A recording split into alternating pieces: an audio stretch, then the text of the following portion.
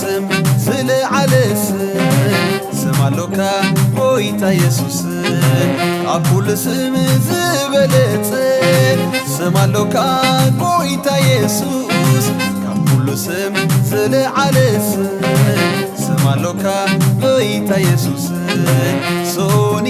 ኢየሱስ ክብሌ ሶሉስ ኢየሱስ ክብሌ ረቡዕ ኢየሱስ ክብሌ ሓሙስ ኢየሱስ ክብሌ ዓርቢ ኢየሱስ ክብሌ ቀዳም ኢየሱስ ክብሌ ሰንበት ኢየሱስ ክብሌ ሰሙን ሙሉእ ኢየሱስ ክብሌ ካብ ሰሙን ክሳብ ወርሒ ካብ ወርሒ ክሳብ ዓመት ዘፀውዖ ስምካ ኢየሱስ ዘፀውዖ ስምካ ኢየሱስ መድኃኒት ኣለዎ ስምካ ኣስጊሩኒ እንደይ ምድረ በዳ ሓሊፈዮ ንኹሉ መከራ ስምካ ኢየሱስ ኮይኑ ንእምባ ክደግሞ ክደጋግሞ ስምካ ኢየሱስ ቅብኣት ኣለዎ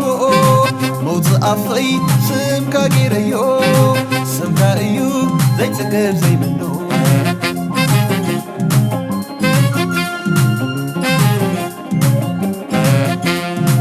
ስምካ ኢየሱስ ተወኪለዮ ኣይሓፍርኩን ኣብ ዝኸድክዎ ስምካ ኢየሱስ ተጸጊዐዮ ኣይሓፍርኩን ኣብ ዝኸድክዎ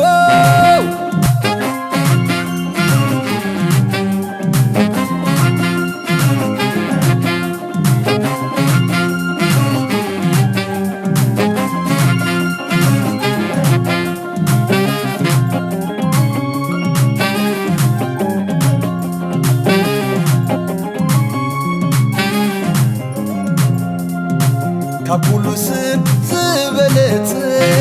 ስም ኣሎካ ጎይታ ኢየሱስ ካብ ኩሉ ስም ዝለዓለ ስም ኣሎካ ጎይታ ኢየሱስ ሶኒ ኢየሱስ ክብሌ ሶሉስ ኢየሱስ ክብሌ ረቡዕ ኢየሱስ ክብሌ ሓሙስ ኢየሱስ ክብሌ ዓርቢ ኢየሱስ ክብሌ ቀዳም ኢየሱስ ክብሌ ሰንበት ኢየሱስ ክብሌ ሰሙን ሙሉእ ኢየሱስ ክብሌ ኣጋንንቲ ስንቅጥቀጥሉ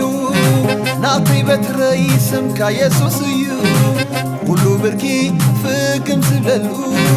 ስምካ ኢየሱስ ዝተቐበ ስም እዩ ጣዕሚ ኣለዎ ስምካ ኣብ ልሳነይ ስለዚየ ዝብል ኢየሱስ እይ ብርሃነዩ ስምካ ንመገደይ ዓወተዩ ስምካ ኣብ ሕይወተይ ሙርኩሰዩ ስምካ ኣብ ድኻመይ ሞገሰዩ ስምካ ዩ ሓበነይ ኢየሱስ ኢየሱስ ኮይኑ ዘረባይ ኢየሱስ ኢየሱስ ኮይኑ ዕላለይ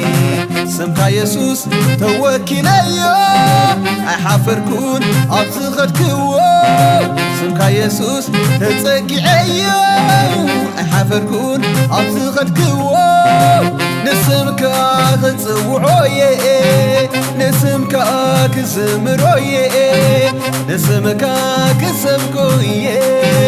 ንስምካ ክውድሶየ ስምካ ንዓይ ክብረተዮ ስምካ ንዓይ ሕይወተዮ ስምካ ንዓይ ዓወተዮ ስምካ ንዓይ ትምክሕተዮ ስምካ ንዓይ ገዳም ኮይኑኒ ስምካ ንዓይ ጽላል ኮይኑኒ ስምካ ንዓይ ምርኩስ ኮይኑኒ ስምካ ንዓይ ሞገስ ኮይኑኒ ንስምካ ክጽውዖየ ንስምካ ክዝምሮየ ንስምካ ክሰብጎየ ንስምካ ክውድሶየ ስምካ ንዓይ ክብረተዮ ስምካ ንዓይ ሕይወተዮ ስምካ ንዓይ ዓወተዮ ስምካ ንዓይ ትምክሕተዮ ስምካ ንዓይ ገዳም ኮይኑኒ ስምካ ንዓይ ጽላል ኮይኑኒ ስምካ ንዓይ ምርኩስ ኮይኑኒ ስምካ ንዓይ ሞገስ ኮይኑኒ ንስምካ ክጽውዖየ ንስምካ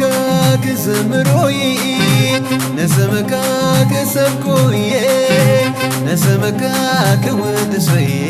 ስምካ ንዓይ ክብረተዩ ስምካ ንዓይ ሕይወተዩ